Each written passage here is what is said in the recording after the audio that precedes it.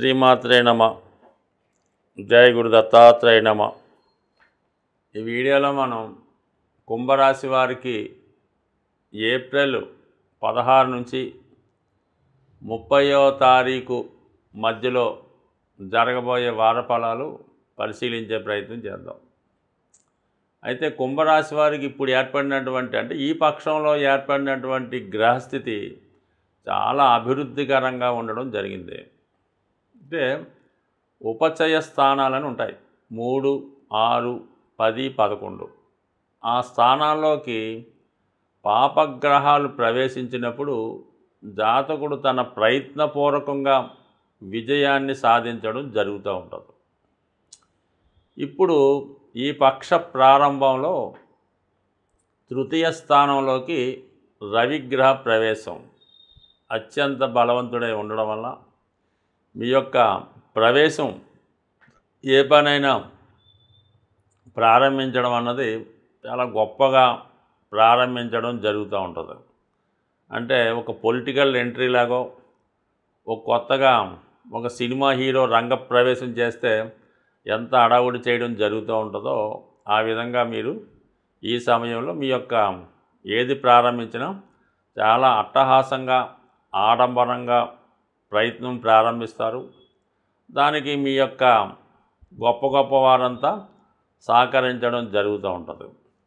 ఇది మీరు ఏదైనా ఒక ఉద్యోగ ప్రయత్నం చేస్తున్నా, క్రీడారంగంలో ఉండి ఏదైనా పోటీలో పాల్గొవాలనుకున్నా, ప్రభుత్వ సర్వీసులోకి ప్రవేశించడానికి కూడా ఈ స్థితి మీకు అనుకూలిస్తుంది. కాబట్టి మీరు త్రికరణ శుద్ధిగా మీకు అర్హత ఉంటే ప్రయత్నం ప్రారంభిస్తే విజయం తప్పకుండా వస్తుంది. దాని తర్వాత ఏమైందంటే 6వ స్థానం, అక్కడ కూడా కుజుడు ఉన్నాడు.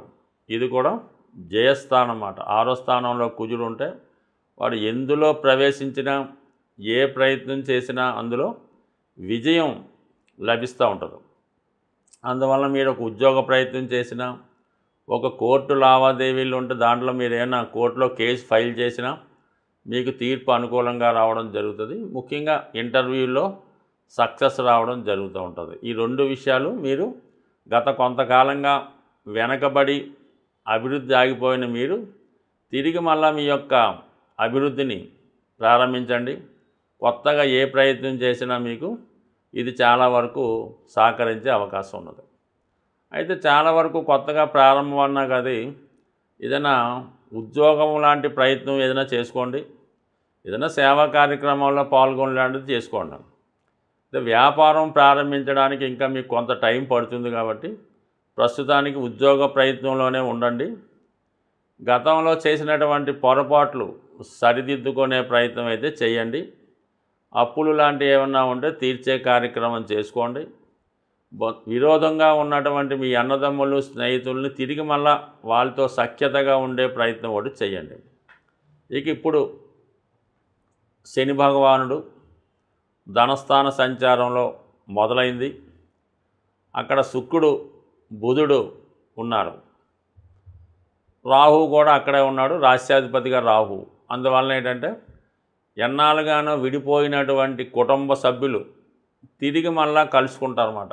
ఏదైనా శుభకార్యం తలపెట్టి ఆ కార్యక్రమం నిమిత్తం మీ యొక్క కుమార్తెలో, కోడల్లో, చెల్లెల్లో, అక్కలో తిరిగి మళ్ళా మీ కుటుంబం అంతా ఏకమై మీ మీద ఎక్కువ ఫోకస్ పెడుతూ ఉంటారన్నమాట. అంటే మీరు ఏదో ఇబ్బందుల్లో ఉన్నారు కదా, మీకు ఏదైనా సహాయం చేయాలి, మీకేదైనా మీ కుటుంబంలో పిల్లలు గట్రా పెళ్ళిళ్ళు కాకుండా ఉంటే వాళ్ళకి పెళ్లి చేయాలి, ఉద్యోగం ఇప్పించాలన్న ప్రయత్నంతో చాలా వరకు మిమ్మల్ని సహకరిస్తారు.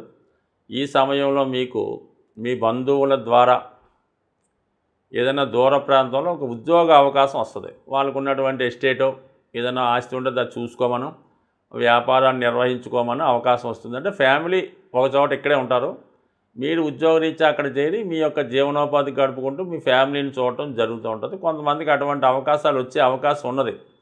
దాన్ని మీరు సద్వినియోగపరుచుకుంటే కొంతకాలానికి మీ సమస్యలు కూడా సాల్వ్ అవుతాయి. తర్వాత అన్నీ ఏకంగా చక్కబెట్టుకోవచ్చు. కాబట్టి ముందేదైనా అటువంటి అవకాశం వస్తే ముందు మీరు వెళ్ళిపోండి, అక్కడ స్థిరపడండి. తర్వాత మీ ఫ్యామిలీ మీ వెనకాల వస్తే వాళ్ళని జాయిన్ చేసుకొని అంతా హ్యాపీగా ఉండండి. ఎందుకంటే నెమ్మదిగా మీ సమస్యలు తీరబోతున్నాయి, తిరిగి మీ పూర్వవైభవం రాబోతున్నారు. అది ప్రయత్నం చేయండి. ఈ సమయంలో ఏదన్నా మీరు చివరిగా ఒక స్థిరాస్తి కొనడానికో ఒక వాహనం కొనడానికో మీకు ఈ సహకారం అన్నది తప్పకుండా లభించే అవకాశం ఉంది. బట్ ఏదైనా ఒక నెల రోజుల పాటు మీకు ఈ అవకాశం ఉంటుంది. ఇంచుమించుగా ఈ 16వ తారీఖు ఏప్రిల్ నుంచి మళ్ళీ 14వ తారీఖు ఏప్రిల్ మధ్యలో ఇటువంటి అవకాశాలు మీకు రావడం జరుగుతుంది. దాని తర్వాత ఏంటంటే ఈ షష్టగ్రహ కూటంలో అప్పుడే 2 గ్రహాలు పైకి వెళ్ళిపోయి మళ్ళీ కొన్నాళ్ళకి బుధుడు వెళ్ళిపోతాడు, శుక్రుడు వెళ్ళిపోతాడు, రాహు రాశిలో ప్రవేశిస్తాడు, ఒక శని మాత్రమే మిగులుతాడు. అప్పుడు మీ ప్రయత్నం మీరు ఒంటరిగా ఏకాగ్గానే చేసుకోవాల్సి ఉంటుంది. అప్పుడు ప్రయత్నాలు వేరుగా ఉంటాయి. అందుకని ఇప్పుడు వచ్చిన అవకాశాన్ని బాగా సద్వినియోగపరిచి దాన్ని మీరు ఉపయోగించుకుంటే నెమ్మదిగా మీ యొక్క సమస్యలు సాల్వ్ అవుతాయి. అలాగే మీ బంధువుల మాట మీరు విన్నట్టు ఉంటుంది, వారు మీకు సహాయపడినట్టు ఉంటుంది. మళ్ళీ మీ యొక్క అభివృద్ధి ప్రారంభమవుతుంది. సాధారణంగా గ్రహాలు మారినప్పుడు వాటి ప్రభావం ప్రతి ఒక్కరి మీద మంచి చెడు కూడా రావడం జరుగుతూ ఉంటుంది. కేవలం ఇప్పుడు మనకి శని ప్రభావం ఏలినాటి శని అన్నది ఏదో ఏలినాటి శని 3 రాశుల మీద ఉంటుంది అనుకుంటారు. బట్ కానీ ఇంచుమించుగా 12 రాశుల్లో 9 రాశుల మీద ఈ ఏలినాటి శని ప్రభావం అన్నది కనబడుతూ ఉంటుంది. కేవలం 3 రాశుల వారికి మాత్రమే శని ఫేవర్గా ఉండడం జరుగుతూ ఉంటుంది. మరి ఆ కారణం వల్ల ఇంచుమించుగా శని పెడుతున్నటువంటి ఇబ్బందుల నుంచి తప్పించుకోవాలన్నా, శని ఇచ్చినటువంటి మంచి ఫలితాలు మనం పొందాలన్నా కంపల్సరిగా శనికి మనం శాంతి చేయించుకోవాల్సి ఉంటుంది. ఇప్పుడు శనికి శాంతి చేయించుకోవడం అంటే జపాలు చేయించడం, ఈ దానాలు చేయడం, దానివల్ల ఏమీ కూడా ప్రయోజనం అయితే ఉండదు. మీరు శని యొక్క మంచి ప్రవర్తన, మంచి ఫలితాలు పొందాలన్నా, వారు పెట్టిన కష్టాల నుంచి తప్పించుకోవాలన్నా ముందు మీరు ఇతరుల మీద ఆధారపడకుండా ప్రతి పని అంటే సొంత పనులు లాంటివి మీకు మీరే స్వయంగా చేసుకోవలసి ఉంటుంది. అలాగే ఏదైనా దగ్గరగా ఉన్నప్పుడు వాహనాలు అవి ఉపయోగించకుండా నడక మార్గం ద్వారా మీరు పనులు చేసుకోవడం, పొద్దున్నే వాకింగు ఎక్సర్సైజు చేయడం, దాని తర్వాత ముఖ్యంగా ఎటువంటి బలహీనతలకి లొంగకుండా ఉండడం. నెక్స్ట్ టైము వ్యసనాలకి దూరంగా ఉండాలి. పెద్దల్ని వృద్ధుల్ని గౌరవించడం మంచిది. బయట వారు ఎక్కడన్నా మనకు అనవసరం. మీ కుటుంబంలో ఎవరైనా వృద్ధులైన వారు అంటే వారు పనులు వారు చేసుకోలేకుండా ఉన్నవాళ్ళు ఎవరైనా ఉంటే వారికి మీరు ఏదో రకంగా సహాయం చేయడం మంచిది. అంటే వాళ్ళ మనస్తత్వం ఒక చిన్నపిల్లవాడు మనస్తత్వంలా ఉంటుంది కాబట్టి వారికి సమయానికి ఆహారం అందించడం, వాళ్ళకి ఏమైనా బిస్కెట్లో ఏదో కావాల్సినవి మంచినీళ్ళు దగ్గరగా ఉంచడం, సమయానికి మందులు దగ్గరుండి వేయించడం. పెద్దగా పూర్వంలాగా మీరేమి సేవలు చేసి అక్కర్లేదు. వాళ్ళని సావధానంగా పరామర్శించి మంచి మాటలతో వాళ్ళని సంతోషపెట్టిన శని భగవానుడి యొక్క అనుగ్రహం కలుగుతుంది.